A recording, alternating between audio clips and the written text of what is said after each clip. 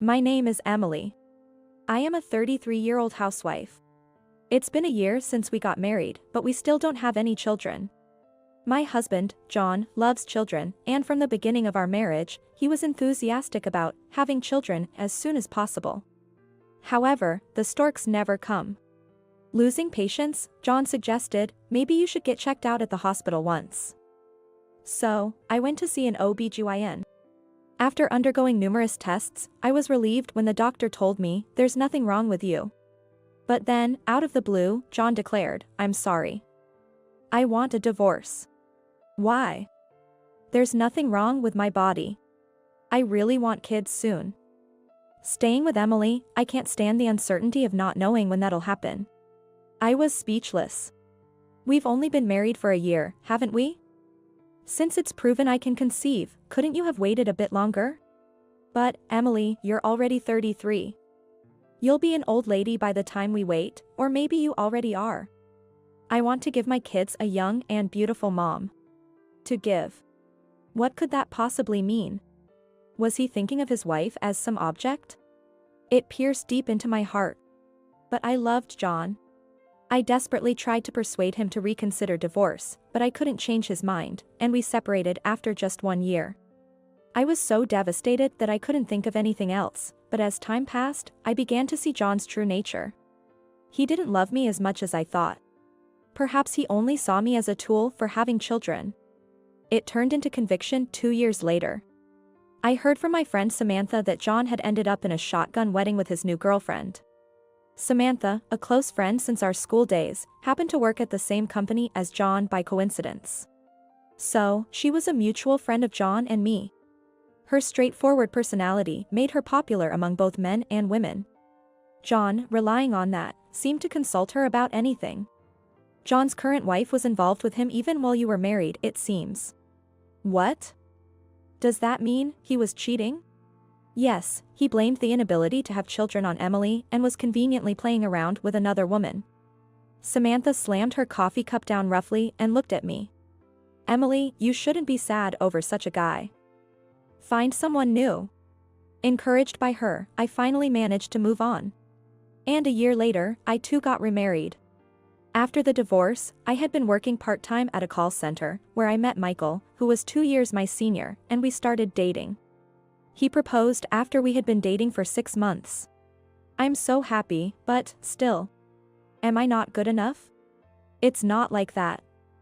I might have difficulty conceiving. What do you mean? After I explained in detail about my divorce from my ex-husband, Michael laughed it off, saying, Is that all? The doctor said there's nothing wrong with you, right? Besides, conception is something a couple should face together. You shouldn't think it's all your responsibility. Hearing that, tears spilled from my eyes. Even if, just if, we can't have children, then we'll just walk through life together, just the two of us. The warmth of Michael's embrace, saying that, is something I'll never forget for the rest of my life. I was truly happy in my remarriage. Michael was good at housework and took care of himself in every way. Living alone for so long did that, but thanks to that, I met Emily, so I'm grateful to God, he said with an embarrassed smile. He was also a great cook, treating me to authentic Italian cuisine. John wouldn't even take out the trash, and having thought all men were like that, everything about Michael was a surprise to me. I must have been truly fulfilled. Then, one day, 6 months into our marriage, I discovered I was pregnant. During a routine checkup at the OB/GYN, I was told, congratulations. In disbelief, I returned home and shared the news with Michael, who had just come back from work. Seriously? Way to go, Emily. I was shocked when he suddenly grabbed me by the waist and lifted me up. Hey, cut it out, Michael. Sorry. We wouldn't want to startle the baby. He hurriedly put me down and gently stroked my belly. I'm so glad you're happy. Of course. It's our child, after all. Seeing Michael's eyes well up made me feel like crying too. It's all thanks to you, Michael. Being with you, I've always felt so at peace. I think that's why I was able to get pregnant. Take care of yourself, okay? Don't push yourself too hard. Yes, I understand. The following 10 months were like a dream. with hardly any morning sickness, and once I entered the stable period, going shopping with Michael and picking out baby items was truly fun. Then, as the due date approached with just a week to go, my phone rang. It was from John. I hesitated but then pressed the call button. Hello? Hey, Emily? It's me. Long time no speak. I heard from Samantha that you're pregnant, is that true? Yes, it is. Why? I just thought, you couldn't get pregnant. I was at a loss for words at his remark at such a time. Maybe I should have been a bit more patient, John said, making a tasteless joke. I didn't need your patience. By the way, how's your new wife doing? Eh? Oh, come on, what are you talking about? He dodged the question. Well, either way, it's none of my business anymore. Bye. I hung up with a sharp tone. Wondering about the purpose of the call, I told Michael about it when he got back from work. It's not like we divorced out of hatred, but it's upsetting to get a call out of the blue like that. Maybe he had a fight with his current wife? Wanted to vent? It didn't seem like that. He even made a rude comment about how he should have been a bit more patient. Maybe he wanted to celebrate your pregnancy? No way, Michael, you're too kind-hearted. Michael, chuckling, is truly a kind person.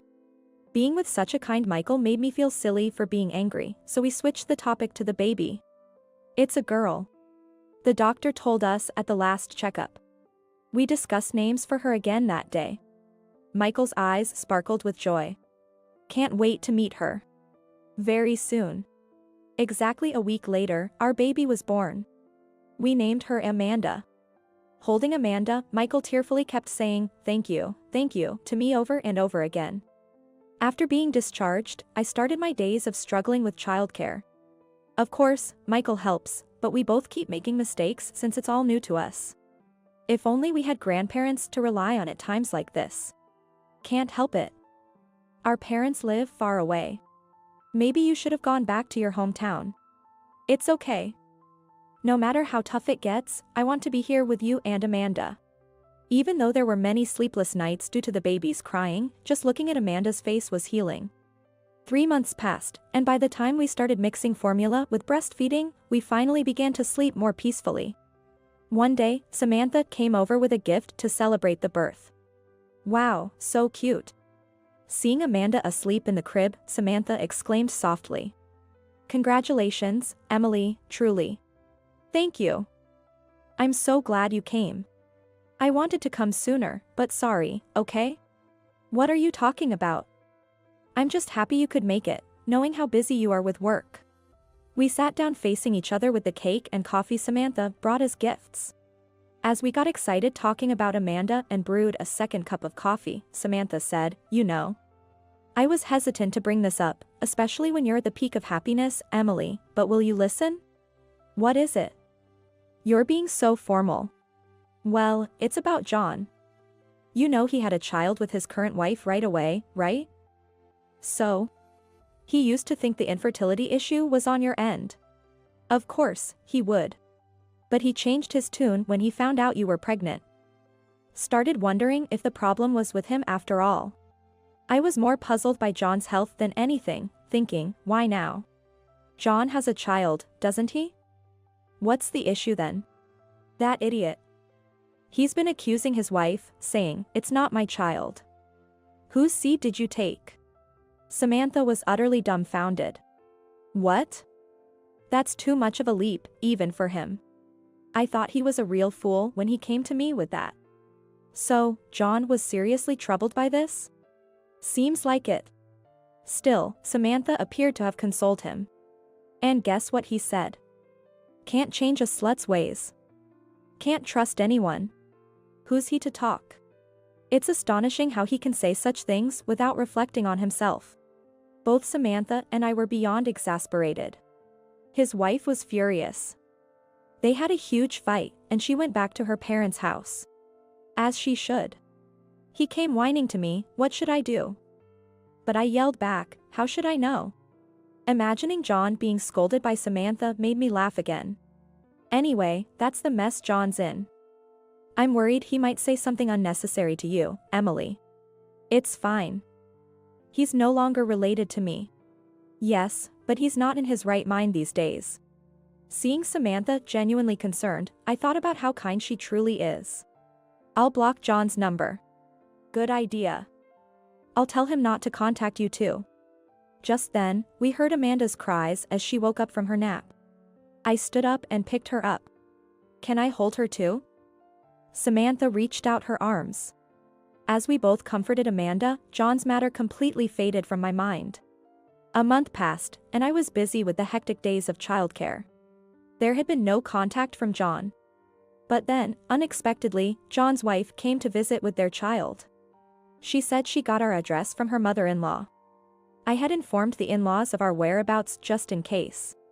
John's wife, who introduced herself as Judy, seemed to be in her 20s, with large, expressive eyes, giving her a cute appearance. Bob, who is nearly 2 years old, looks just like Judy. We sat facing each other on the sofa.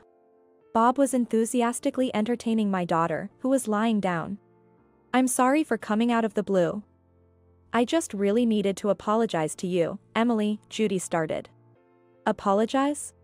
Yes. I didn't know John was married when we started dating. I felt truly sorry about everything that happened. I was honestly baffled as she apologized. The truth is, I'm troubled by this late apology, was what I really felt. Did you come all this way just to say that? No, it's just that, we've decided to get a divorce. What? With John? Yes. I know it's none of your business, but I just had to talk to someone about it, so I came here. Judy began to pour out her story like a floodgate had opened. Her story was one shock after another. He kept berating me, insisting the child wasn't his. Then I'll show you proof, I said, and we got a DNA test to prove the parentage with John. So, the problem was resolved, right? It's not that simple. You're still dirty, I only married you because you could bear children, he would say whatever he wanted. But as soon as the test results came back, he flipped, saying, oh, great, great. Now we can ease ourselves and have a second one. How could I forgive that? Judy was furious. Sure, I might have been the other woman, but John was the one who deceived me. Judy slammed the table hard. Hey, calm down. You'll scare the kids. I'm sorry. She seemed to come back to her senses and lowered her head. So, you decided to get a divorce? Yes. He sees his wife as nothing more than a tool for making children. It doesn't matter to him who it is. I understood that feeling all too well.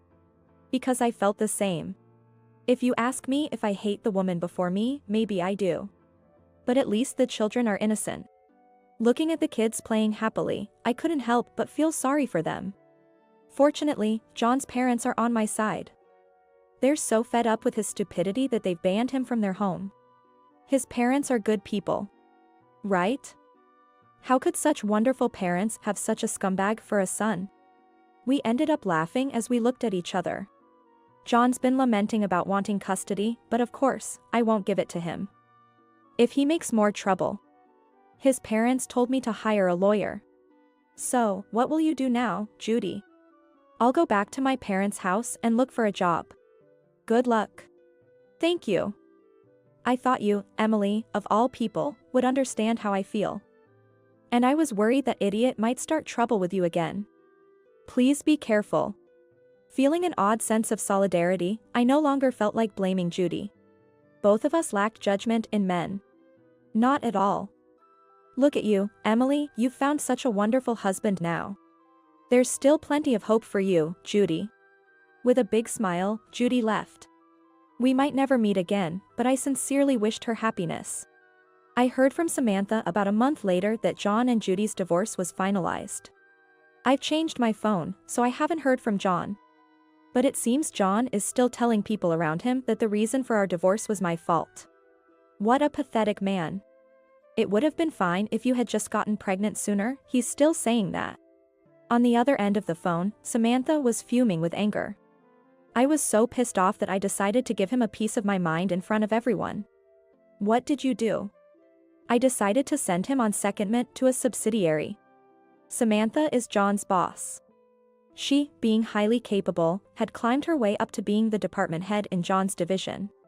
Isn't that an abuse of power? A woman's enemy is the enemy of society.